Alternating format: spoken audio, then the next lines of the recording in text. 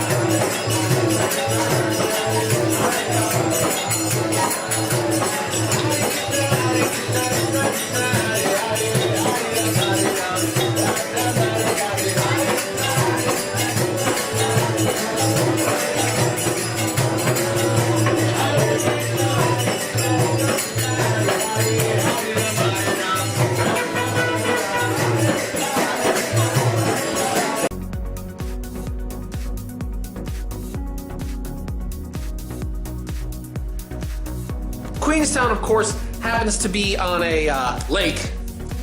Now, all the lakes and most of the stuff is all named in kind of like the native language, whatever the, I forget the name, the Maui or well, whatever they were. So they all have those kind of like native names to them. And you can see just how beautiful the landscape is.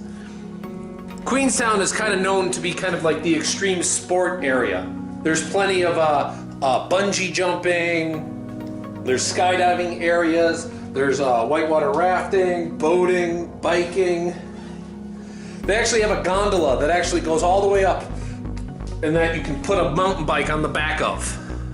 The main thing, as you can see, is the lake that it's on, the lake to enjoy.